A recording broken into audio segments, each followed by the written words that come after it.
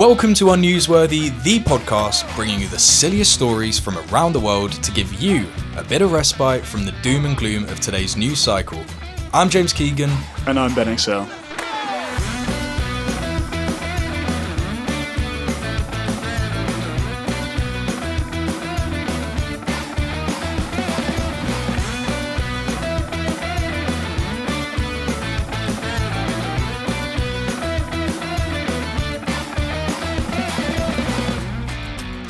Coming up in today's show, a local council orders a woman to take down her gorilla. A man sets sail from Canada for Cornwall in a suitcase. And a surprising cure for heart palpitations, a finger up the arse. All this and more on today's episode of Unnewsworthy. Right, should we have a little catch up then? Let's do it. So, I know this isn't a football podcast, but it always comes on the table when it's me and you, doesn't it? And we are both Arsenal fans. We're on the precipice. If Man City drop points today, we have won the league. But forget about anything serious in football. This is Unnewsworthy. So we've got to talk about the Hincapié exposed on live TV moment. If you haven't watched the game, which if you're not into football, you wouldn't have seen this, but an Arsenal defender, he went in for a challenge and the other guy got his studs stuck on his shorts and just completely exposed him to the whole world. Arse cheeks just out and about, cock rubbing all over the pitch. Mental. Top 3 Premier League moments I've put down. And the funny thing is, the game was so boring that was probably the highlight of the match. That was the highlight. Honestly. What did you think when you watched it live? I was thinking, he was just sitting there at the start, cheeks out, and I was thinking, what am I seeing? Am I seeing this correctly? And then they showed a replay. Sky Sports gave us the privilege of showing us a replay slow-mo. I mean, whoever the producer is there deserves a raise. They need a raise. At least a round of applause. Did you see as well? He posted a photo after the match, and the top comment was Declan Rice being like, "Are you sure you don't want to post a different photo?" 35k likes on the comment. Beautiful. Oh man. So off of football, that was unbelievable though. If you haven't seen it, you guys have to go and watch that. Moving off of football, this will be something that we can both relate to in the fact that it's an angel, this thing. So I saw potentially the most ghetto thing I've ever seen in my life this week. So an angel Greggs on Chapel Market. So not only is the Greggs worker shielded by what looks like bulletproof glass, so that they have to slide your coffee through a flat white size slit. They've put the Red Bulls in the cabinet where they get the baked goods from, like the donuts. Just 8 Red Bulls lined up next to the Yum Yums and Tottenham cakes. Tottenham cake. What an unusual world we're living in. I couldn't believe it. They have them locked up. They have the Red Bulls locked up. They can't be trusted within the public realm. Mate, that's my local Greggs to my office, and I didn't even put 2 and 2 together about the bulletproof glass. So funny. I mean, I don't know how reinforced that glass is, but Jesus, that is a bad look, isn't it? That they had to put up glass to prevent someone from throwing their coffee at them. I mean, it's mad. You should see some of the people that come out of Angel there. I mean, I'm sure you know very well. Chapel Market is deteriorating rapidly, I must say. Does a good paella though. Is there? Is there a good stall for that? There's a good stall for that. I went there today, actually. Shout out. Lovely. I might have to check that out. Also, do you want to give out the postcode of your office and, that's and N1. the street? And I work for... No, actually not. I've got a little interesting topic of conversation. All right. So as you know, I'm into the WWE, and this is not about sports, so stay listening. They obviously got taken over by the same guys who took over the UFC. recently. Oh, did they? I didn't realise that. This was maybe 2-3 years ago. And since then, the ticket prices have gone up exponentially. Ooh. So much so that they did the big show 2 years in a row in Vegas. And from the first show, 2025 to 2026, they lost 15,000 seats because they just set the price so high. Wow. And it's an absolute joke. So they're not even selling out anymore at that price? Mate, they weren't even close, but they made more money. How is that even possible? And the worst part of it is, basically a big part of their business plan now is trying to sell packages. like ticket packages so you can meet the wrestlers before and do this and do that. And one guy was sitting at the commentator's table for like the biggest show of the year, one of the biggest matches. Didn't say a word, but they introduced him at the start. He must have spent 100k just to get a ringside seat, like a literal. Damn. I mean, it's a joke. So what is that Dana White's gang that have taken over, or is he just like a front for it all? See, he's basically a front, and the WWE side of it is Triple H. So these guys are both like so tied to the UFC and WWE that whenever people look at them, they think of the UFC or WWE. Right. But these guys have like formal jobs, like chief content officer or whatever. It means nothing. Right. So it's some sort of dark cabal of whoever's actually owning this. Like, do we know? Yeah, it's a guy called Ari Emanuel. He used to be I have heard that name. Yeah, he's pretty well known. He used to be a sports agent. And now, basically, you should see some of the stuff he's saying. Like, I don't care about families coming anymore. Like, I'm going to eliminate family tickets. And I don't care about the wrestlers anymore. Like, it's all about making money. He's just so upfront with it. Anyway, it seems like they're making a lot of money, but are they going to be losing out on fans? Well, on the topic of business, do you know what advert is getting on my bloody nerves while we're on the topic of, well, business and cafes, actually? Have you heard that Costa ad that goes, "We've been brewing coffee since 1547," or, whatever, and we now do matcha? What? Oh, it's getting on my nerves, honestly. Who gives a fuck? I don't care that Costa are making matcha. And also, I swear the whole point of this matcha fad, which I've written down, tastes like ground up dirt and straw mixed with soy boy milk. Isn't the whole point that you go to artsy-fartsy cafes to get it, not Costa? I mean, it sort of defeats the point. Millennial person's dream, bro. You go to a Blank Street Coffee for that. That's what I thought. And then you drink your cow food.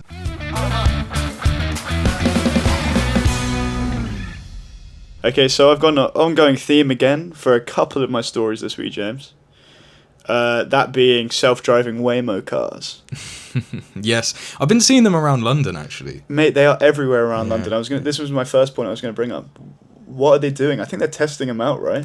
Yeah, I think they're testing them to see if they'll ever be able to work in London, but surely London's far too chaotic for it. I don't know. Just too much going on. Although, I went to San Francisco a few years back after me and James went to Florida, and we had an Uber driver there there were so many Waymo cars, he said, "I'll be out of a job in 5 years." Uber driver. The way that, technology's going, it's crazy. But Waymo's had a pretty shite week, James. Okay, I'm pleased to hear that. So am I. Don't come for us, Waymo. So this happened on April the 20th, but it's only been reported this week. A self-driving Waymo car drove into a flood in San Antonio and was swept into a creek. The kicker being it had already detected the flood and drove in anyway. Suicidal Waymo. Yeah, he didn't want to live anymore. By the way, we should probably clarify what Waymos are, by the way, for the uninitiated. Waymos are sort of self-driving taxis that they're just driverless. There's no one in the driver's seat. I mean, the steering wheel turns and you get to your destination in theory, but clearly sometimes they choose to drive into a bit of water. So flood detected. No, but the ones in London, they have people in the passenger seat now testing them out, but not these ones. So a Waymo vehicle in San Antonio drove into a flooded lane during heavy rain and was washed into Salado Creek. The recall notice later confirmed that the vehicle had detected the flooded road and then continued on its path at a reduced speed. It knew it saw a flood, it went in slower. And Waymo subsequently recalled 3,800 robo-taxis, is what they're calling them, to fix the software and suspended all operations in San Antonio.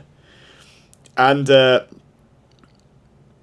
similarly, in San Antonio in December, there was a huge blackout and just a bunch of cars were stranded in just the street. So Waymo, maybe not the way of the future, James. That's not very promising, is it? That almost 4,000 of them had to be recalled. I know, because of that one, minor, I would say. Because how often are you going to be going through a flood in San Antonio? Apparently a lot. And, getting frozen as well. I mean, So was there anyone in the car? it was unoccupied. Oh, It was unoccupied. That's handy. But it does make you think, is that like the next way forward for kind of like cyber attacks? Just stopping the world. True. And also, if there was someone in one of those taxis, you could just get them easily done, couldn't you? Just redirect that right into the Thames or whatever. Honestly. Yeah. Honestly, True. there's going to be so many people Mysterious getting sued. Waymo crashes of political dissidents. That makes me think, have you seen that guy on Instagram, the former CIA agent? Kirikou, yeah. Josh Kirikou, is it? Or John Kirikou? Yeah.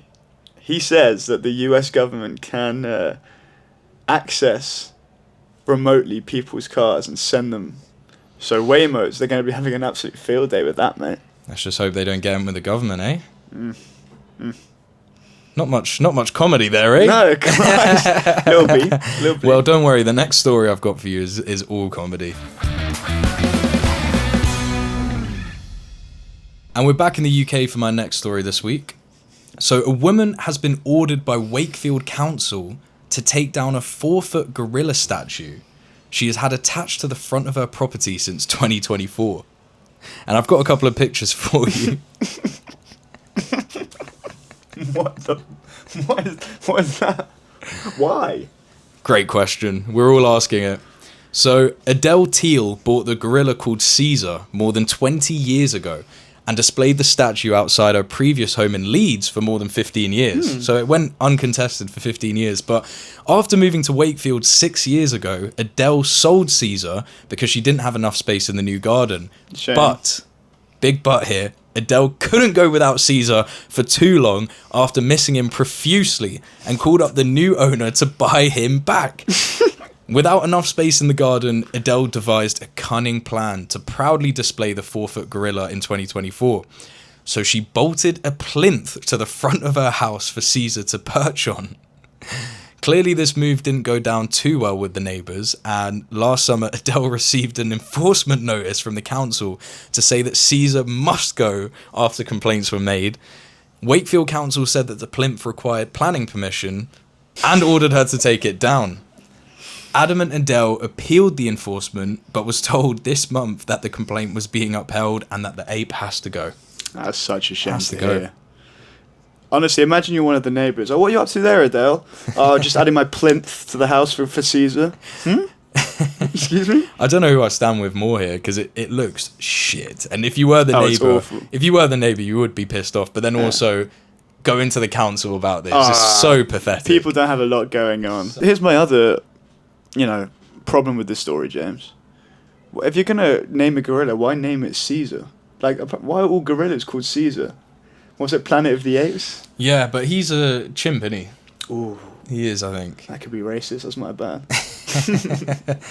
Sorry to all the Ape chimps discrimination. and gorillas. So, Adele has until early June to take down the 4-foot gorilla statue or faces court action, which carries a maximum fine of £20,000. What the hell? Adele told the BBC, "I could take him down, put him somewhere else, but why should I? Yeah. It's not hurting anyone. It's Yeah. not going to fall. It's bolted down." I know it's not everybody's cup of tea, but I like that it's a bit quirky, and I don't know anyone else that's got a gorilla attached to their house. Yeah, neither do I. There's a reason for that. Bless Adele, man. I'm Team Adele now. Yeah, I am Team Adele. After some time, at the beginning I was like, that looks It's just shit. crazy. But the more you get to know about it, the more you're like, oh, poor woman. I mean, she just wants a gorilla on the house, doesn't she? Add a little bit of, something to the house. Yeah, a bit of character. Exactly. In the lunacy of this story, Adele does make one compelling point. I just don't get it when people have mucky mattresses, fridges, and everything in their gardens. Which is, I suppose, fair enough. I mean... Yeah, but they One don't... Go on. No, I was just going to say one rule for that and one rule for the gorilla. Yeah? I mean, all I'm saying is they don't attach their, dirty mattresses, fridges Yeah. to a plinth, to the plinth to the side of They the don't house. bolt it to the side of the house, do they? There is an expectation that it will go at some point. That gorilla is firmly attached to the building. That's there for life. So apparently this isn't the first time that a homeowner has been ordered to remove an animal statue from their property. journalist Bill Hine erected a shark on his roof in Oxford in 1986. Have you seen that? No, shouldn't. And he was told it broke planning rules by the council, and he was only able to keep it after an intervention from Lord Heseltine himself when he backed an appeal in 1992.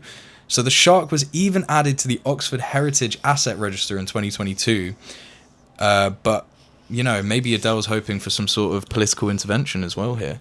So, Keir, you know what to do, man. Keir, come on, get in touch with Adele, man. Let her have her statue. You got my vote if you do that. I think it'll be the only one, won't it? Yeah, one of one. Maybe me and Adele. And the gorilla?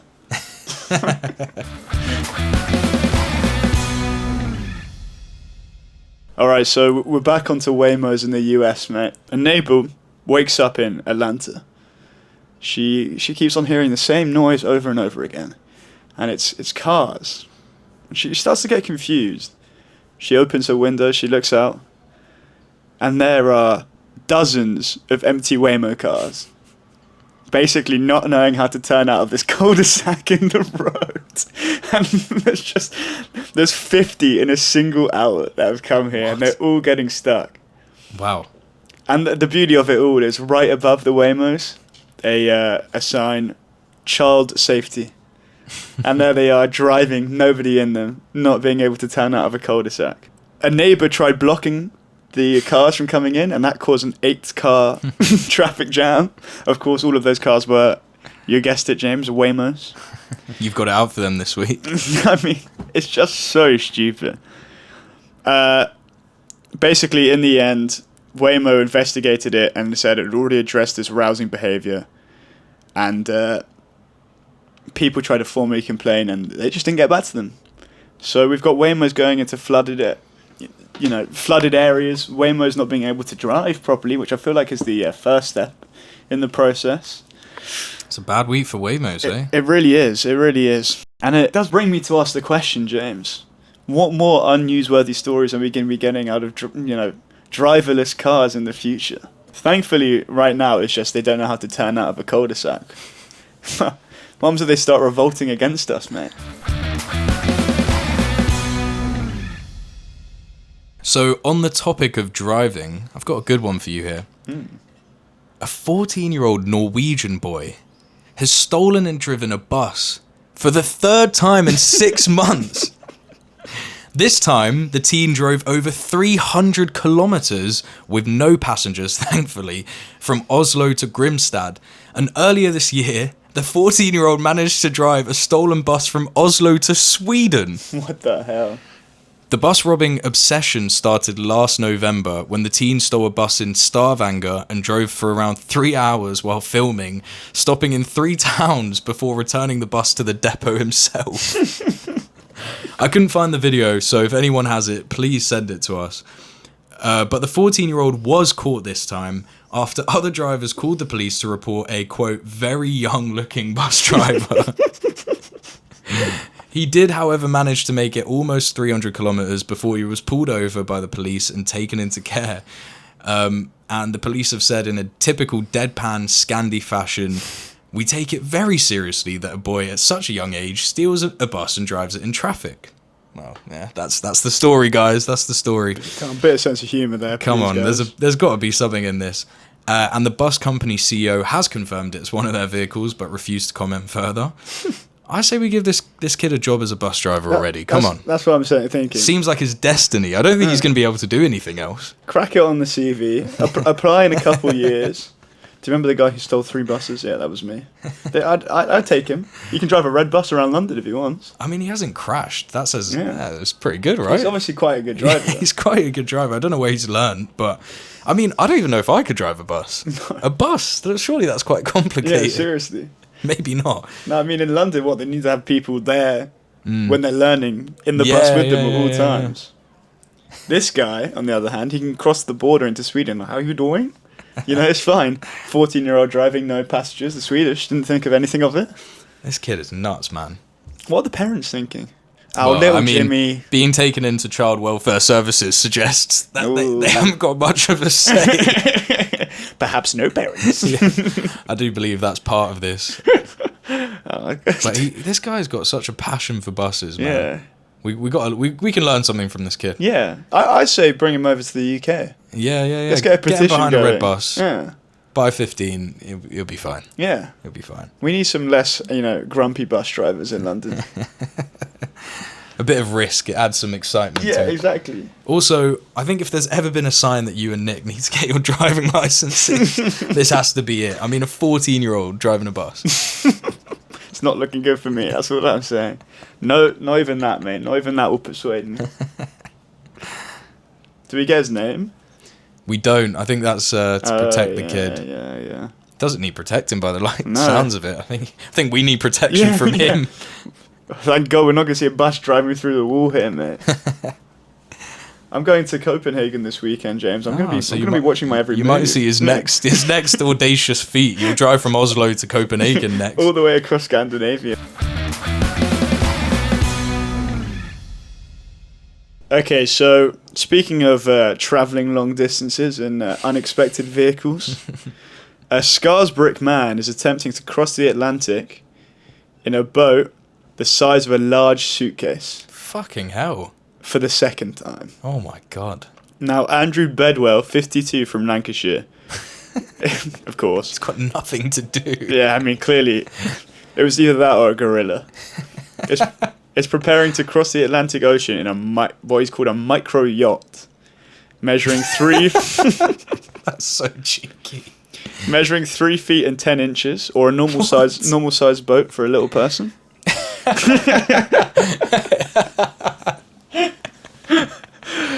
So that's roughly the length of a large piece of luggage. And this would officially break the Guinness World Record for the smallest boat. Sure it bloody will. Yeah. Not for lack of trying, because, James, before, in 2023, he attempted his first voyage. And his original boat was, right before poor Andrew's eyes, dropped by a crane and smashed into a million pieces, shattering Andrew's dreams before he could even make it onto the boat. Goodness. Which kind of reminds me of my brother failing his first driving test because his tyres were too eroded away. Really? Yeah. Oh, what, he did it in his own car? And the geezer was just like, nah, mate. Yeah. That's insane. So if anyone's wondering, my brother failed his first driving test. That's such a scam, though, isn't it? Oh, that's a money-making operation from the DVLA there. There's not enough thread on there. There's only 3.2 millimeters and not 3.5. In all fairness to the DVLA, these were so bad that he had to actually change the tyres because they weren't safe for driving. Fair enough. So as soon as after his suitcase-sized boat broke the first time, do you think Andrew stopped? Rested on his laurels, James? No, he didn't, mate. He sat right in the restaurant that evening and drew up an entirely new design on a napkin, like something out of a pissing movie. So his new aluminium boat is now clearing Canadian customs, and he's expected to set off from Newfoundland imminently, bound for Cornwall. He'll be alone at sea for at least 60 days, navigating shipping lanes and battling sleep deprivation in a vessel he can barely stretch out of. And he is doing this to raise money for cancer research. You'd better do it for something, innit? Otherwise, there's no excuse for that kind of behaviour. But my question is, how does you can't lie down, so how do you sleep? Don't? It sounds like my worst fucking nightmare, man. Honestly. doing it in a proper boat would be scary enough, I feel like. Newfoundland to Cornwall? That's mental. That's nuts. What's he going to come across there in his little boat? That's nuts. Yeah, I saw a video of...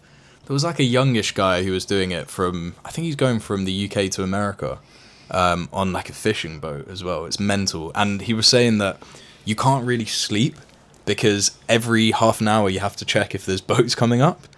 So So what they do is they sleep for 25 minutes and then they have to wake up, have a look around, check the radar, and then they sleep for another 25. You can't get 8 hours sleep. You just can't. You can't even get more than 25 minutes of sleep. Holy. And this geezer, even if he was getting 25 minutes of sleep, what's he going to do? Sleep standing up? The thing's only 3 foot long. Yeah, bro. What's he going to do? Do you know what? I reckon he's woken up one day and gone, I'm gonna drive myself crazy. I'm gonna see how fast I can actually make myself go mental. I think he's driven himself mad a long time ago to even come up with this. Imagine how gutted he'd be. The boat dropping, breaking on the floor. Give me a napkin. Someone give me a napkin and a pen now. Just sketches up a new one, bro. the funny, I mean, I don't know if it's the funny part of this, but I mean, the bloke's gonna die, isn't he? I mean, that's the obvious, isn't it? That's the obvious. Oh my god. The bloke is, by the time this comes out, he's probably dead. Also, I can imagine like the Guinness representative being there on like a piss off yacht, and just checking his every move. Like, yeah, you're okay, mate. You're okay. Oh my god. Good luck, mate. Seriously. You're gonna need it. At least he's raising money. Yeah, that's the important part. We must bear that in mind. So for an honourable cause like John Stevenson pulling a car with his knob for, what was it, mental health and bullying somehow. This one's a little bit more. No, do you know what? I'm gonna say it equally as challenging. If he should have done it for anything, he should have done it for mental health, because he is mental and he's got mental health problems. It'd make far more sense. But anyway, he's definitely dead by now. Yeah, it was nice knowing him.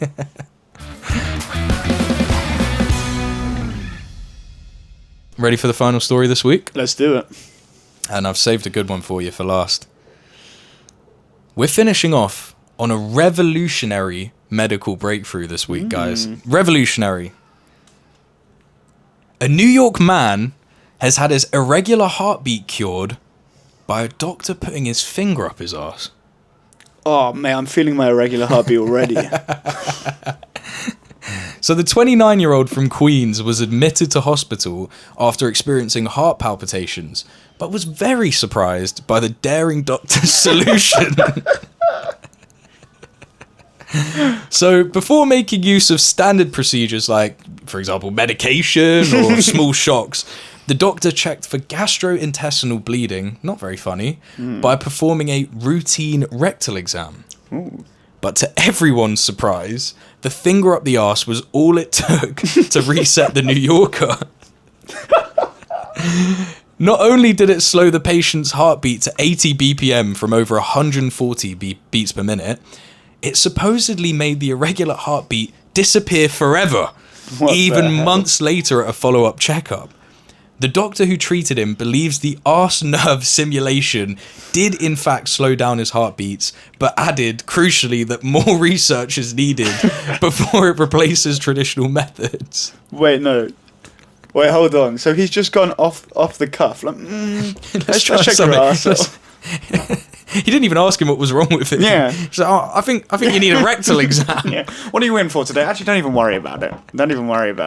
One of the comments on this article was so funny. Someone said, yeah, I know that doctor, and he used the same procedure for acne. To be fair, whoever's got the heart palpitation probably thought, fucking hell, I'm not going back there again. No, I'm fine. I promise I'm fine. Yeah, true. That's what calmed him down. Yeah. Calmed him right down. I'm not going back in there. Or, male G-spot is in the chuffer, mate. Well, that's what they say, isn't it? I mean, the doctor certainly seems to think this is some sort of medical breakthrough. But, I mean, what has happened there? What on earth has gone on there? So I think he did get some sort of medication as well as this, but the doctor seems to think that this was the crucial element that's cured this man of his ailment. Yeah. So fair play. I mean, so he said further research is. Yeah. What does that look like? If you need any, I'm pretty sure my heartbeat's not looking too good right now, James. I'm not a doctor, mate. I can't sort that one out. Oh, all right, fine. I guess I have to go to New York then. To be fair, you don't exactly need to be a doctor to pull this off, do you? Actually, I got my doctorate to shove fingers in asses, man. Fair play. Honestly, though, what is the research going to look like? And you know how people like Mary Curie, like, wow, what a trailblazer for cancer, and Dr. Jenkins from New York, he figured out that heart palpitations can be sorted out by a finger in the arsehole. Well done to him. Yeah, it took a maverick to come up with this. Yeah. Trailblazer. Pants down. And Capier would love that.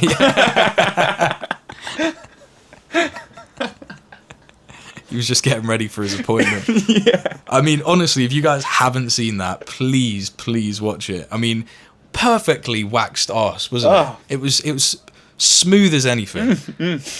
Smooth as a freshly tarmacked road. Like, it was just bizarre to see on live TV. And you know what really like topped it off for me was like Sky doing replays of it. Yeah.